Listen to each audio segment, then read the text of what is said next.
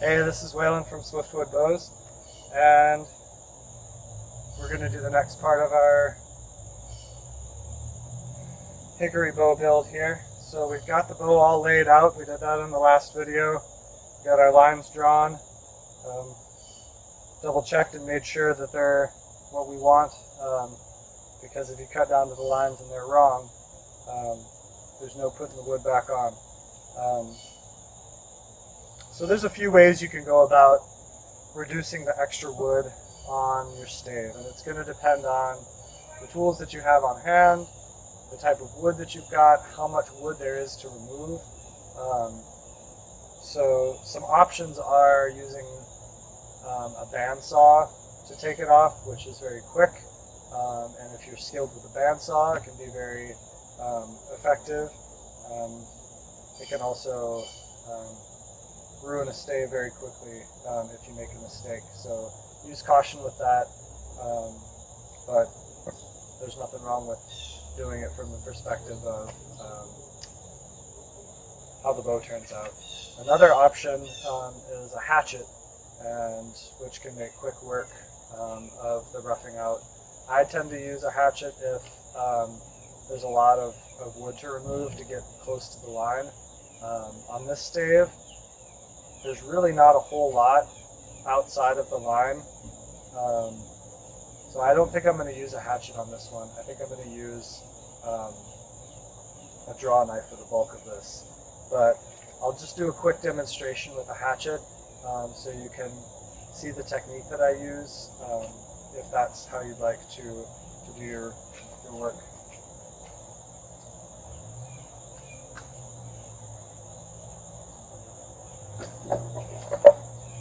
So any hatchet will do the job. It's not rocket science, but having a nice sharp hatchet will make it a lot less frustrating. So our goal here is to get rid of this wood outside of our lines. I don't want to go right exactly to the line yet, especially with a tool as rough as the hatchet. I'm just going to get close, and then I can use a rasp to get that final removal done.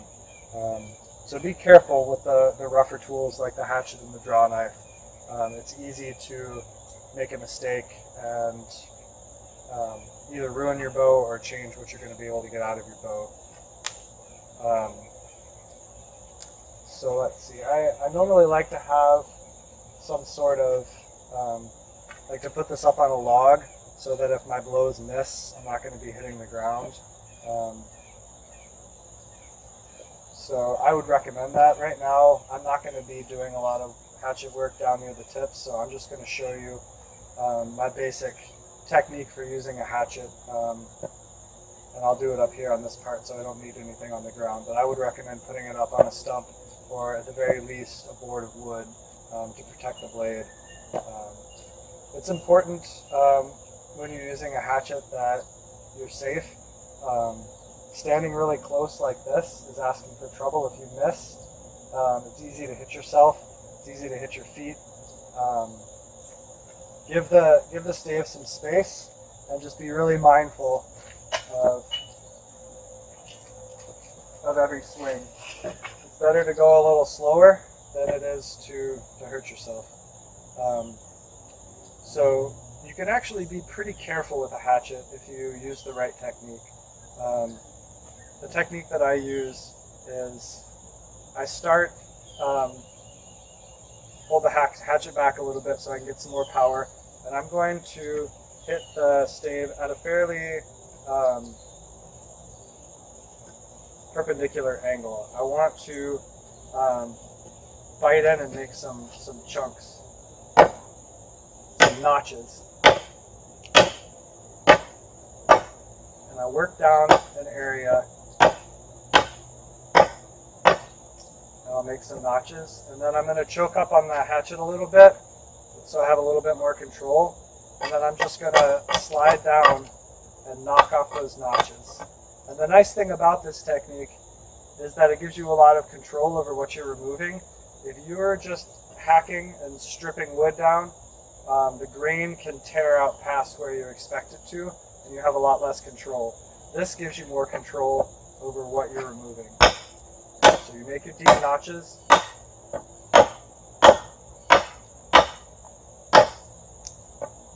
And then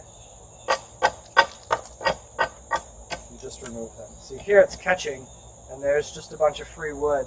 I don't know where that's going to split out. I don't want to take my hatchet and just rip down that and follow it, because it's a big gamble. So if you ever feel like there's grain tearing out, either with the hatchet or with the draw knife, stop and figure out a different way to remove that wood, because you're taking a big gamble.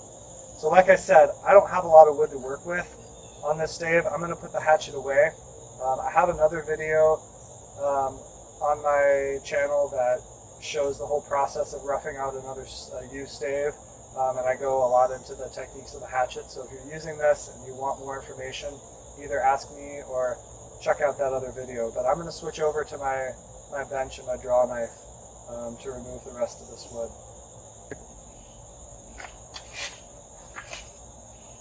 Alright, you're going to need something to secure your stave to when you're roughing it out with a draw knife.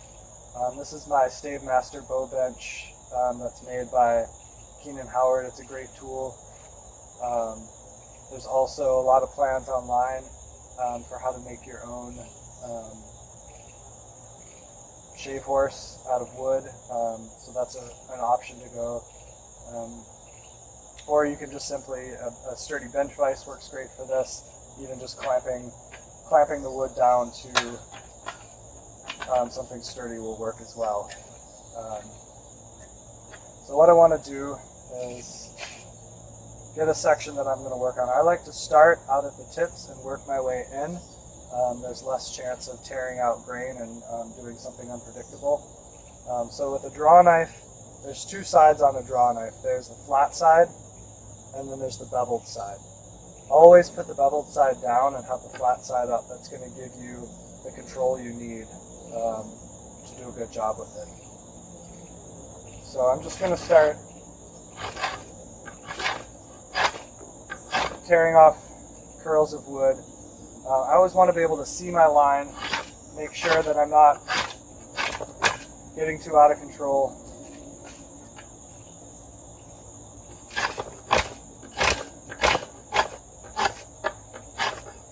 Be careful, they're sharp, and you are dragging it right towards your body. So take it as slow as you need to get the feel for the tool, if you haven't used one before. I like to create facets, so find a high ridge, tear that ridge off, and then switch the angle of the knife. Now, hickory is a pretty tough wood.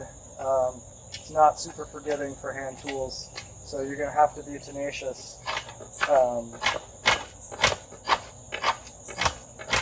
But I'm going to get pretty close to the line with the draw knife, but I'm not going to trust it to get me exactly to the line. I'm going to use a rasp to finish that up. But you want to get close enough. If you don't get close enough and you switch over to the rasp, you'll be at it for a long time. So just use your judgment. Err on the side of caution if you have to. And just start working it down to that line.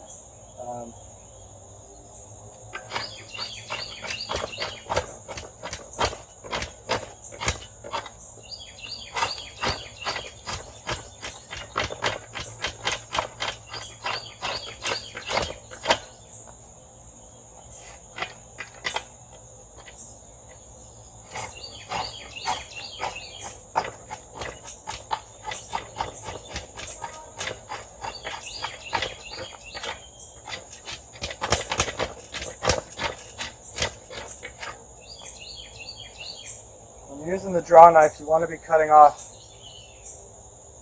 kind of flakes and ribbons like this. You don't want to be tearing into the grain and ripping huge chunks off the wood. It's a dangerous game to play unless you've got a lot of wood to remove and you're not anywhere near your line. but I'm pretty close here, so I'm going to be careful.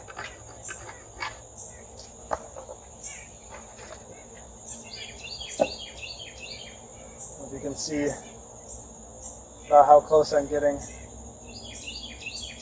I'm going to get it that close along all the edges with the draw knife, and then we'll switch over to the rasp.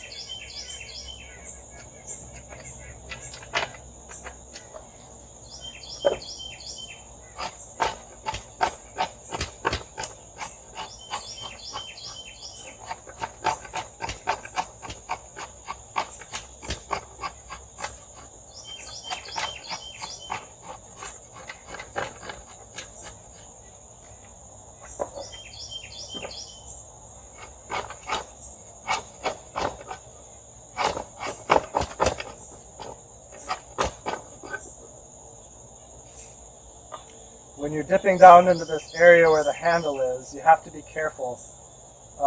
It's easy to catch some grain when you get down close and cut into the width of your limb, and you really don't want to do that. So if you have to, if you're not feeling confident with the skill that it takes to use the draw knife to work into this space, I would recommend just doing this with a heavy rasp and taking your time to get the shape that you want. It's not worth the risk of ruining your bow.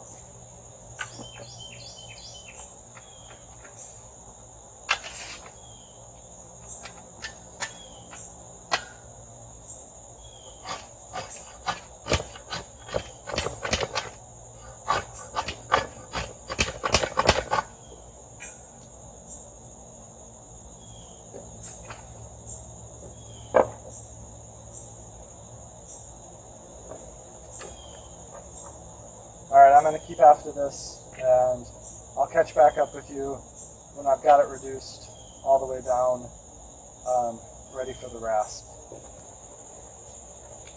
So I've got it draw knifed down to our lines. We're pretty close. Don't worry if it looks a little bit beaver chewed at this point. As long as you're outside of the lines, it's okay. You can see I roughed it out a little bit here in the handle that I still left a fair bit to take out with the rasp. It's a dangerous place to be using hatchets and draw knives, so be careful.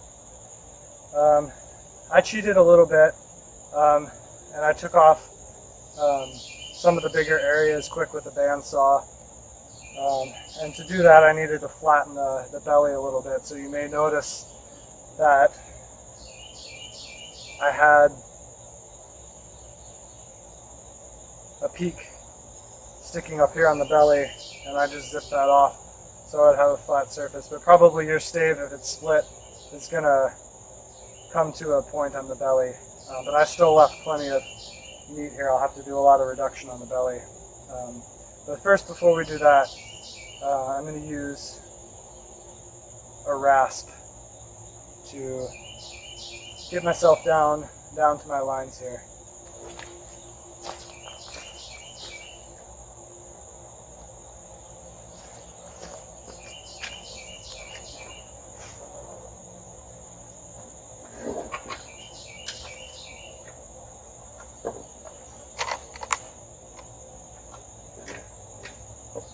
So for this job, I recommend either a farrier's rasp or one of these Shinto rasps. And you're simply just going to be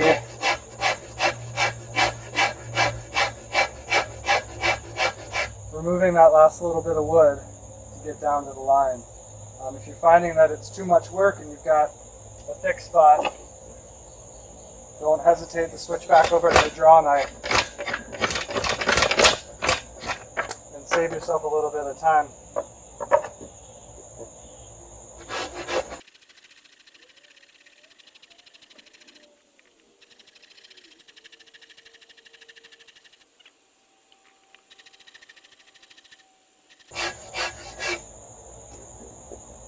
I'm going to do that along each side.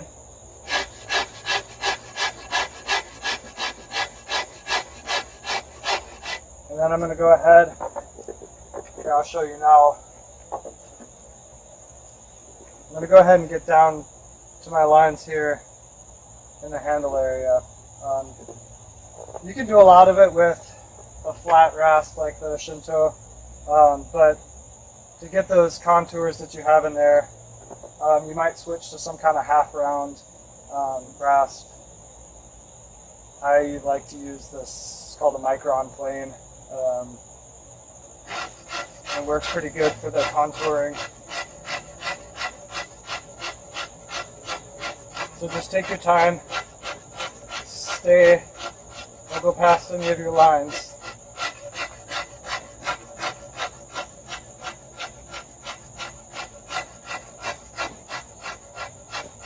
And go ahead and get the rough shape of your handle.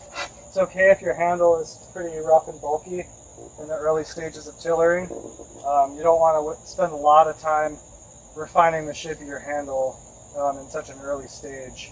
You want to make sure that your bow is going to be successful and starting to bend well before you really shape the handle much.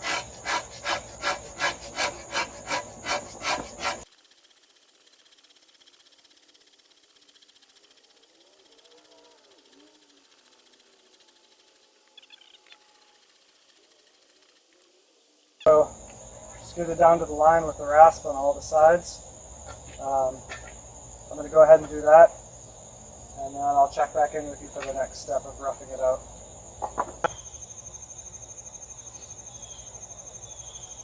Alright, so I've got the bow roughed out on the front profile here. You can see I'm down to the line using the draw knife and then the rasp. There's a little bit of bulge out here. That's okay right now. The next thing I'm going to focus on is getting the thickness taper established and hopefully getting the bow close to being able to bend just a little bit at floor tiller. And what I mean by floor tiller,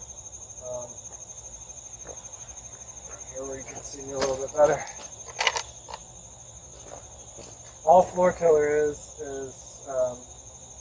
holding the bow in the handle and at the top tip and pushing the bottom tip into the ground and seeing if you can bend it. Right now, obviously there's no way I can bend this. It's extremely stiff. But our goal is to get the bow to the point that it's just flexing a little bit. I don't want to overshoot that because there's a lot of important, it's really important to get the taper well established so that the bow is starting to bend evenly from the very beginning. And if we rush getting the bow to bend without carefully monitoring the transition from thick to thin, we're going to put ourselves in a troublesome spot, and it's going to be difficult to get a good tiller and get the kind of draw weight that we want to get out of the bow. So we want to be a little bit methodical about how we approach that point where the bow is starting to flex a little bit.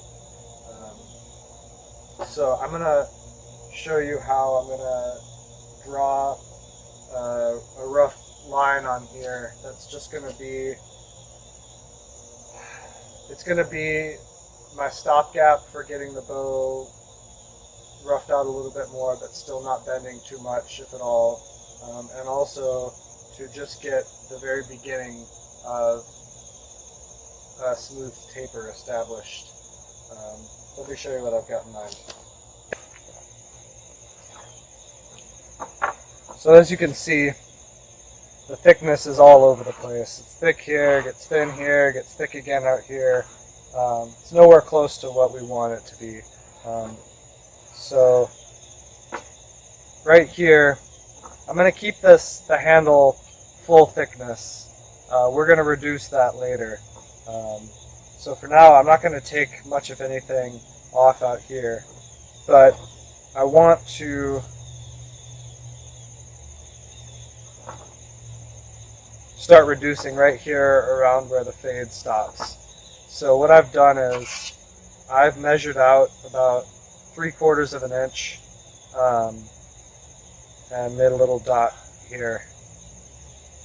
Now that's still pretty thick, so we shouldn't be in any danger of going too far yet. I want to be conservative here.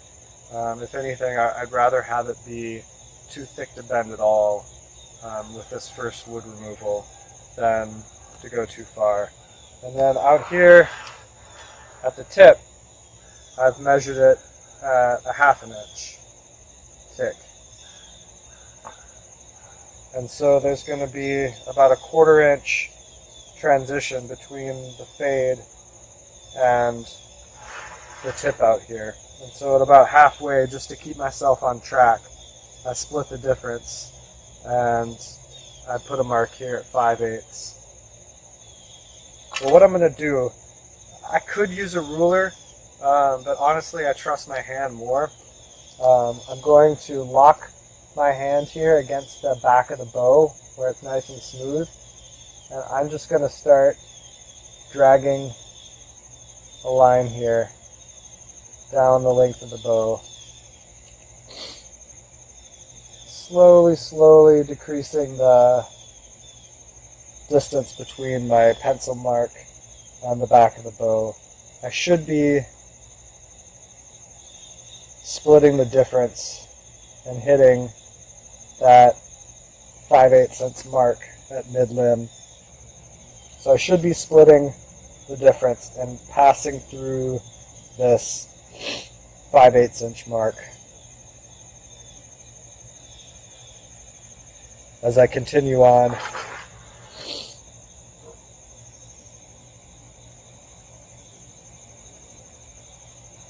Towards that 1/2 inch mark at the tip.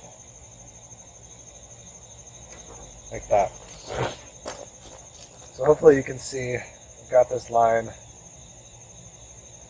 Now that's still a very thick limb, but that's okay. All it's doing is helping to guide me of where to get rid of the bulk of this extra wood here. And once I'm going to use a draw knife to get most of that off as I get close to the line, and then I'm going to use a rasp to bring it down to that line. And even as I'm approaching that line, as I get rid of the big chunks, I may even still just test it in floor tiller just to make sure. There's no,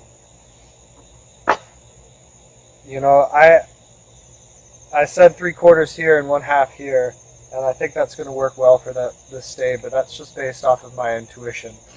Excuse me. Every piece of wood is different, especially if you're going between species. And so there's no hard and fast number that's going to get you to the right spot. You have to use your judgment, and you have to work your way up to it slowly so that you don't end up with a lighter weight bow than you'd like. But based on my knowledge and experience, this line is going to get me within the realm of being able to start bending it. So I'm going to do the same on the other side, and then I'll flip it over, do the same on this side. It's going to be a little challenging on this side here because the way that this stave was cut, it's leaving a little bit thinner of an edge here for my initial taper. It's still going to be plenty of wood for my bow. I'm not worried about it ultimately, but it's going to make this line drawing thing a little bit funny for now, but I'm not going to worry too much about it.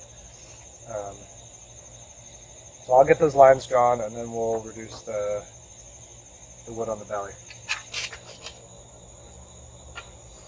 So I've got my lines drawn along my edges to guide my wood removal here. If you have a lot of wood to take off, don't be afraid to use the hatchet.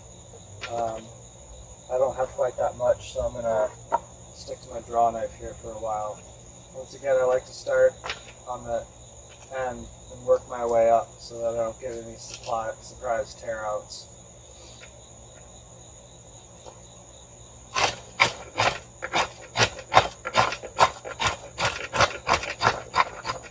Work the corners down.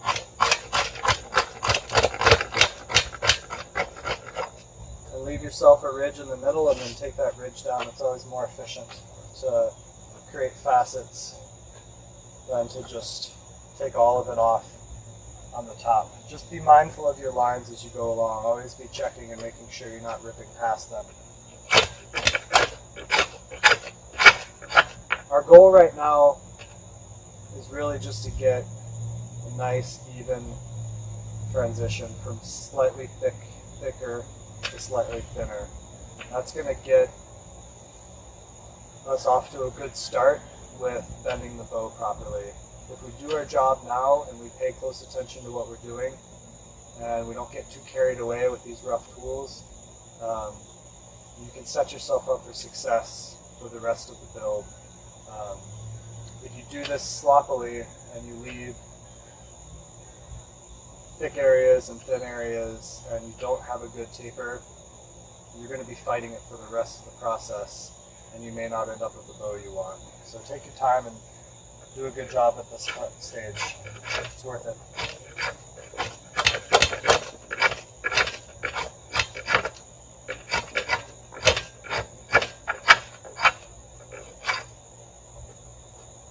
Hickory's tough with draw knives. It doesn't cut as smoothly and easily as Osage and yew does.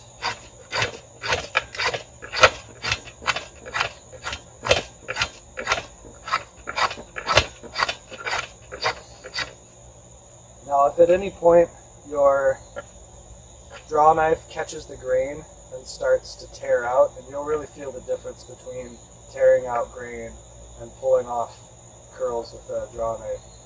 You always just want to stop, take out the draw knife, pick up your rasp, and fix that spot. You never want to gamble with tearing out the grain because you don't know exactly where it's going to go. It's just not worth it.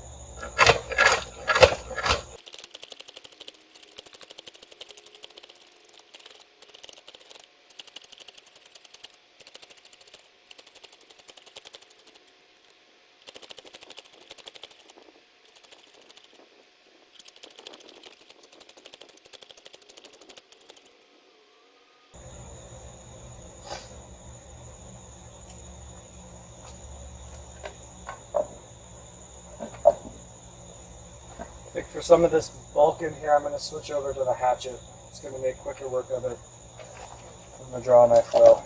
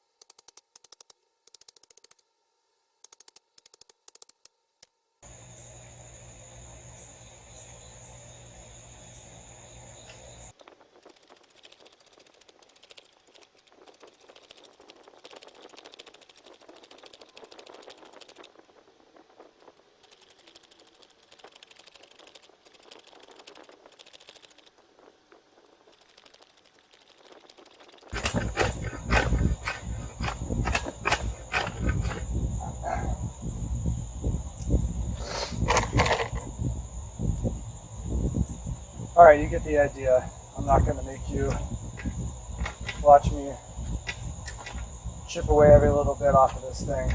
But you can see, got it mostly down to the line here. Got a little bit of a bulge in the middle that I'm going to work down with the draw knife. And then I'm going to take the rasp to clean it up. Get it down to that line. And then I'll check to see if it's bending at all. My guess is that it won't yet. This is still going to be pretty stout. But the good thing is that we've got the initial taper established. So I worked on reducing the wood on the belly. I got down to the line that I made on there. And I got my initial taper established. So here at the fades, it's right there at about 3/4 inches, and it's transitioning down to about a 1/2 inch thickness at the tips. And it's a nice, even, smooth transition. I'm going to use my fingers, and I'm going to run them down the length of the stave, just feeling that taper. If you feel a spot where it's noticeably thicker than either side of it, or noticeably thinner, that's something to pay attention to. And I would mark it somehow. I like to put X's on places that are too thin, and little squiggles to show where I need to take more wood off. But right now, if you follow that line, you should have a pretty even taper. And so now I'm going to check and see if I've got any flex happening in my bow yet. My guess is that I'm not going to. I think it's going to be pretty stiff. So put one hand up here at the top tip, one hand here on the handle, and then I'm going to push into the handle and pull into the top tip and see if I get any bend. And right now, this is not bending at all, which I'm not surprised. But that's a good thing. It means that we've still got some wood to work with. Now we can work our way down to that point where the bows, or where the stave is bending a little bit, knowing that we already have a smooth transition, a smooth taper. If we would have started to take off the obvious thick areas, trying to get to this point, and the bow is already starting to bend before we got our taper established, it wouldn't necessarily be the end of the world, but it would be something for me to pay attention to and be careful with, because I want to make sure that from the very beginning that my stave is bending evenly. I don't want it to start bending before I have control over that. But sometimes you just got to work with what we've got. Not every stave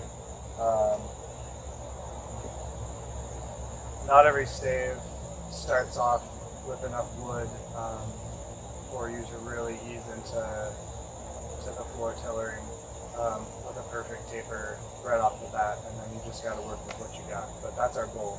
So I feel like I'm in good shape with this. My next step is to ease into the point where I can start bending the stave some. And what that's going to mean is taking even amounts of wood off of the belly, just to reduce that thickness and get the stave to be a little bit more flexible. One important note that I'd like to make that I haven't said yet is that it really depends on where you live. I live here in North Carolina, where it's really humid. We just got through Hurricane Florence, and everything is soaked, and now it's starting to heat up again. So I'm keeping my stave inside in the air conditioning between my sessions of working on it, and that's going to help keep the stave as dry as I can keep it in this climate. If it was sitting outside all of this time, it would be soaking up all that humidity in the air, and the wetter the wood is, the stronger it is in tension, but the weaker it gets in compression. And so what happens is when the bow starts to bend, these fibers in the belly are going to start to get crushed if the wood's not dry enough. So I definitely recommend you keeping your wood in the most appropriate climate. If you live in the desert, where it's bone dry, it might be too dry for your staves out outside, and so then probably keep them inside to keep them as hydrated as you can. You don't want them to get too dry. But if you live somewhere where it's humid, you want to keep them out of the humidity the best you can, and it'll make a difference for the performance of your bow. All right, so the next step is to just keep reducing this thickness down evenly down the length of the limb, maintaining this nice smooth transition as we get closer to having the stave start to bend for us. All right, so I'm back to reducing the thickness on the belly, and I'm going to work with an aggressive rasp. I'm going to use a technique called faceting, which will help me control the wood removal so that it's relatively even, and it's going to be a little bit more efficient with removing the wood. And so what I mean is, if I've got my rasp just working along the flat, level with the flat belly, I can reduce the wood, but it's not as efficient, just from a physics standpoint. And so instead of being flat along the belly, I'm going to take this corner down all the way down the length of the bow, and then I'm going to take this other corner, the other side, down the same amount all the way down the side of the bow, and that's going to leave a ridge down the middle of the bow. And then I'm going to work down the middle of the bow, and I'm going to reduce that ridge so the belly's flat again. And if I do it carefully, I should be taking an even amount of wood off for the whole length of the stave. So let me show you what I mean.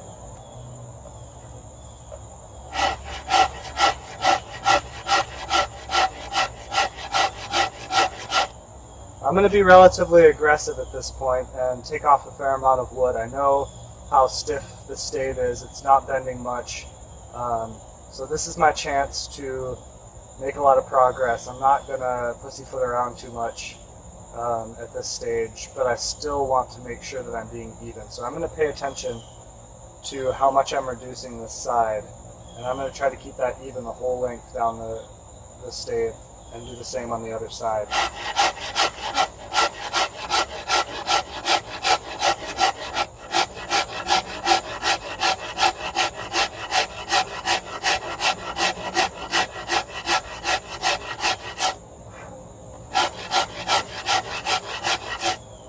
You can kind of pace yourself as you move down along. You're kind of moving at a steady pace. The strength of your strokes are remaining pretty even, and the amount of time that it takes you to move along is remaining constant, and that can help you keep it consistent.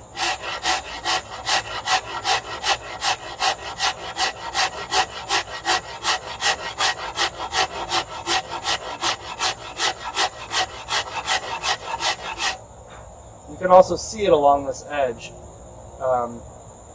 You can see the thickness, and here it gets back to being pretty thick where I haven't gotten it yet.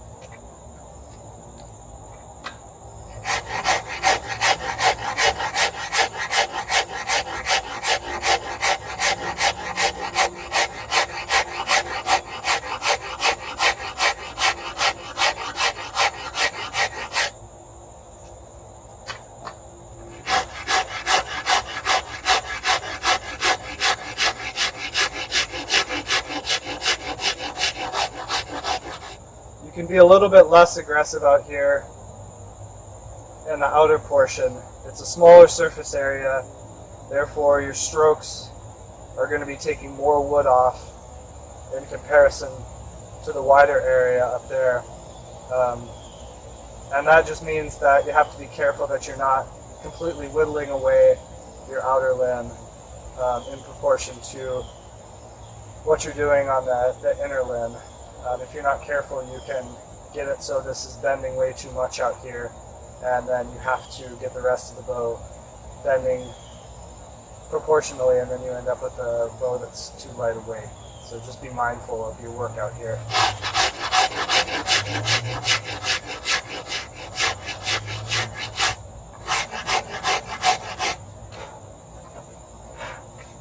Okay, so I've got this facet going on this side. I'm going to work down the other side.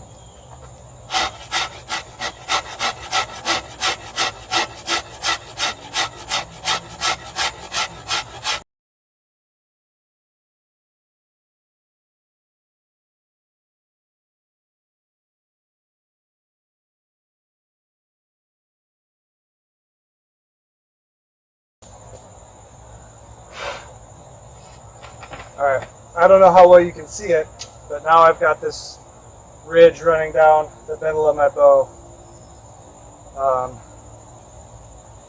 So now I'm just going to take that back down to flat.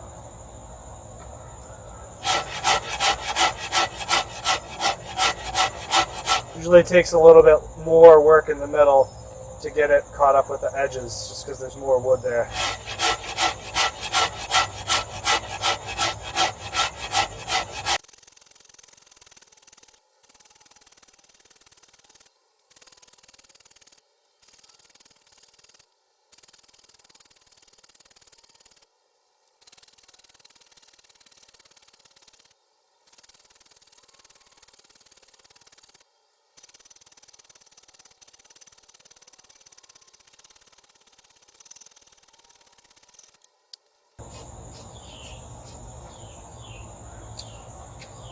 Alright, that's how you do the faceting for the wood removal.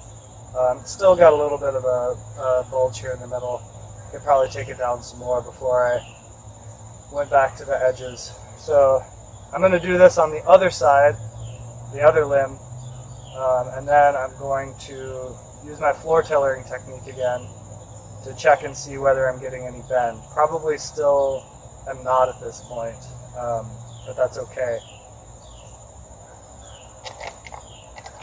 So you might be feeling like this is pretty tedious, and it is. Probably, if this was just a bow that I was making, I would still be working with a draw knife at this point. And if you feel confident about your draw knife skills, you can certainly do that. But there's always a risk when you're using your draw knife that you can accidentally tear out the grain somewhere, and so the closer your bow gets to its final dimensions, the more risky it is to use a draw knife. So I'm erring on the side of caution with this video and switching to the Shinto rasp or the farrier's rasp sooner than I might on my own project. And so I'll leave that judgment up to you with your own project and your level of comfort with your tools. And so I'm going to just keep repeating this process of faceting the corners and then the ridge running down the middle, reducing the thickness of the limbs, getting them closer and closer to starting to bend. And it may take several sessions of this heavy rasping to get to that point. But I want to make sure that I'm not getting on autopilot and just going crazy with my rasp. Because if you get tunnel vision and you get really goal-oriented about reducing weight, you can really get yourself into trouble if you're not paying attention to the bigger picture. And so my advice is every time you reduce both limbs down with a session of rasping or whatever tool you're using, that you want to stop, you want to take the stave out of your clamps or your bench vise or whatever, you want to check that thickness taper. You want to make sure that you're not developing any thin spots or thick spots. And if you do find those, take care of them right away before you go back to general weight reduction. Also, be mindful of your edges and how they compare to each other. Make sure that one edge of the limb is proportional to the other edge of the limb. It's really easy to get one side starting to get thinner than the other. And this is the place to catch it and correct it. If you wait till you've got the stave bending a lot, then it can be hard to fix at that point because you just don't have the amount of wood to work with that you need. And because we're not able to monitor the bend of the bow yet because it's not bending, just try to make sure that the limbs compare to each other and that there's not one limb that is getting obviously thinner and weaker than the other limb. Try to keep them about matched, at least based on your visual and tactile perception. So just rinse and repeat. Keep evenly working down these limbs, checking the floor tiller until it starts to bend. That's what I'm going to be doing on this, and then I will catch up with you again once I've got this stave starting to flex a little bit, and then we'll start talking about early tillering. So just keep at it. Let me know if you have any problems or questions, and we'll meet back up and talk about floor tillering next. Thanks for watching. Hope it's been helpful. I'll see you soon.